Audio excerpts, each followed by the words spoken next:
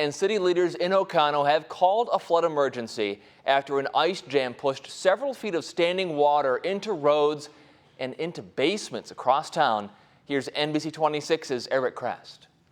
Many who have a home along the Oconto River in the city of Oconto are wondering what happened late Monday night. Last night, 2 o'clock in the morning, I looked out the window and I said, that doesn't look right.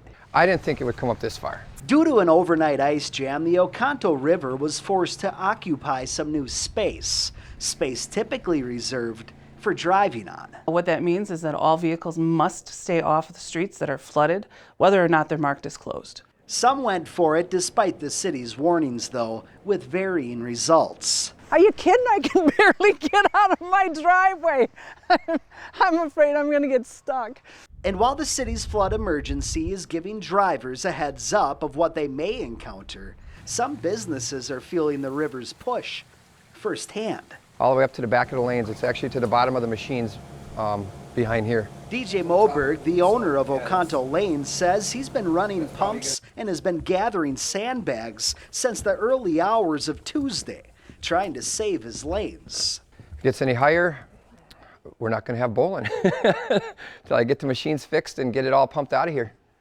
It's the best I can do. This is the result of an ice jam that created some localized flooding for Oconto. It's left people stranded in their homes. They open that door and it's flooding in. It's put business owners on edge. Everything's so backed up, there's no place for the water to go.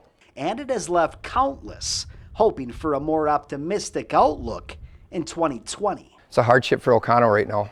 It's pretty bad. Not the way to bring in New Year's. In Oconto, Eric Crest, NBC 26. Well, as of 1 this afternoon, the river level in Oconto had fallen about a foot from where it was on Monday, so improving a bit there. Let's bring in Gino Recchia now. And Gino, what are you tracking right now?